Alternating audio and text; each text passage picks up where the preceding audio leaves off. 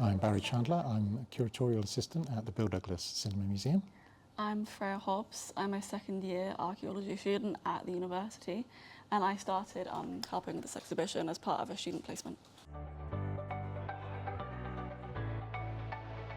So I think when people think of the museum, they don't really think of the pre-cinema things. They often think of the more cinematic aspects. But the museum has a huge collection of things of pre-cinema, and I think it's really fascinating to see these images from Egypt from the 19th century, including the ones from David Roberts, which show Egypt in colour from the mid-19th century in a kind of almost photographic beauty, but they are really beautiful representations. These coloured lithographs. They can see, these ones are from Egypt, so you can get languages of other cultures, but these ones are Egyptian particularly. And then also stereo cards are very popular as well, and they were viewed in this viewer so they could kind of magnetize it and see it closer, not like you can zoom in on a phone. And again, people couldn't exactly travel easily. It wasn't a very common thing. So in order to be able to see the world, especially what was in ancient Egypt and now is in modern Egypt, these were very, very popular before the invention of the phone and the internet. So kind of like their version of social media, I guess, seeing things from across the world.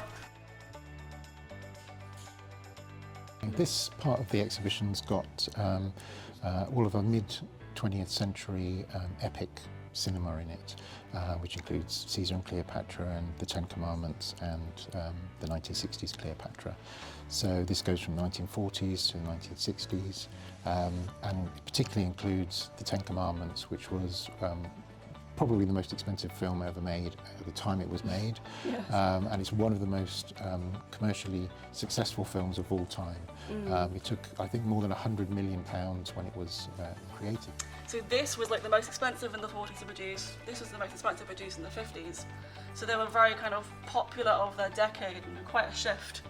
But obviously, some of the issues, now we look back on it, it's very exoticized. So that's obviously, you have to bear that in mind. It wasn't problematic back then, and it is now. So I think, when we look back at, the culture of how, Egypt was portrayed, we do need to bear in mind that it's not, an accurate representation of how they actually were. Instead, it's kind of the westernized, exotic version, which is, it's a shame, unfortunately. And the story of the mummy is also deeply rooted in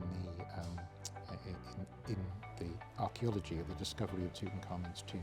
Yeah. So the story itself comes from the newspapers at the time inventing a curse story because they wanted the public to continue to engage with the story of Tutankhamun's tomb, even when they didn't have anything to write about.